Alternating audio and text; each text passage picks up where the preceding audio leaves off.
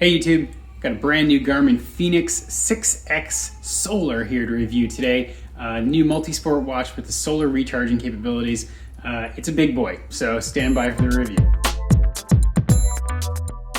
All right, so if we jump into this video, the first thing you're gonna notice about this watch is the sheer size of it.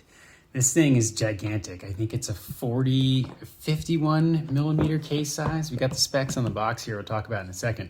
51 millimeter case size. Well, what does that mean?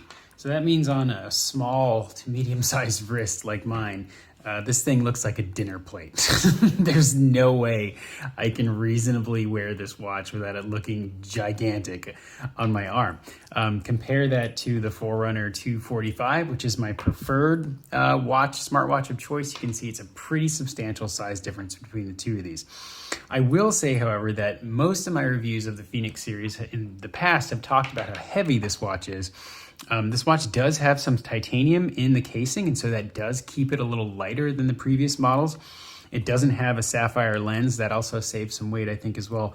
The specs on the box here say 82 grams, which is relatively light. Like, if this were a little bit smaller, I'd probably reasonably wear this for all of my activities. But the fact that it's so big really precludes me from wearing this comfortably and reasonably on my wrist. Other specs to talk about, battery life, 21 days. Check out my other video that has a battery rundown test. This is very, very true. I mean, if you look at this guy right now, I've been playing around with it here for the last few minutes, and it still says I've got 27 days battery life. This thing's been sitting here for at least almost probably a week, just on my table here, just kind of looking, waiting for the review to happen, and the battery life has been phenomenal. The screen on this is nice and bright, easy to read. Screen size here, I think it says is a 1.4 inch display size, which is nice. It's not touchscreen, so that's something to keep in mind. It's not going to do any touching or false touching, which I think has been a flaw with some of the other Garmin products that have been out there. I do like the tactile feedback of the buttons. They're nice. They're not clicky, but kind of hear that a little bit. It's got a nice feel to it. It feels good. Everything's really responsive and easy to use. The watch OS seems really fast. I know sometimes the Garmin user interface can be a little confusing and a little weird to use, but for the most part, this seems really good. It's really kind of intuitive. It still retains all those crazy menus and crazy settings that you can go in here and change. I mean, for example, like if I hold this, like, you know, I mean, you can just dive through the settings, right? And just like continue to just go deeper and deeper and deeper into the settings. And you know, it just kind of, it takes you to read the manual to get in here and figure out exactly how many settings you want to change. I mean, there's like 10 layers of settings for each screen, basically. So it takes a lot, and it's very thorough and very detailed and very complex. You know, you can of course use it just as a set it and forget it out of the box kind of thing, but if you want to dive into those settings, it's worth checking out. Another thing to look at here is it does have the topo and ski maps built in, which is an awesome feature. I'm going to see if I can find the map page here so I can show you guys real quick. Click the start activity, and so I'm just going to scroll down here to map, and then on the map you can see that you can actually zoom out, right? You can pan around. So if I go here to pan zoom, then I can use these buttons to like zoom out, right? And then I can use another button to move, and it's these tip access for more controls.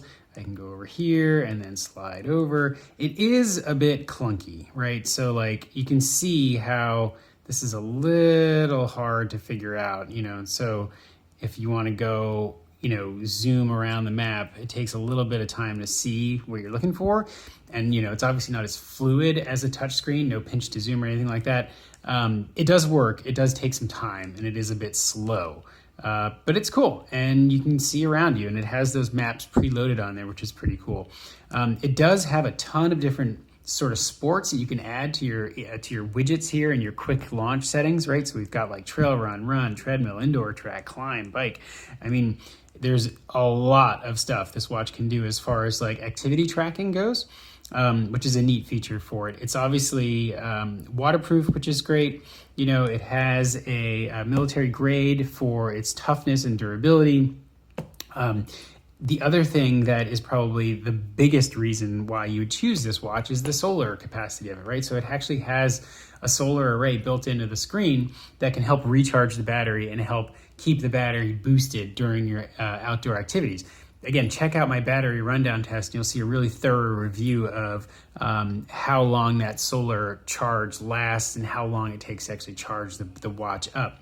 Another thing to talk about with this watch is the price. Very, very expensive. I think the retail on it is maybe like $9.99. So it is not an inexpensive piece of kit.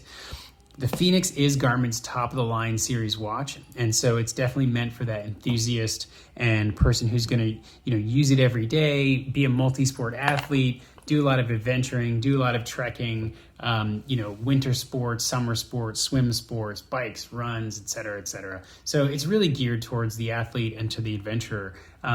If you're a less enthusiastic or maybe just like me and a smaller person, check out some of the other watches like the 245 series.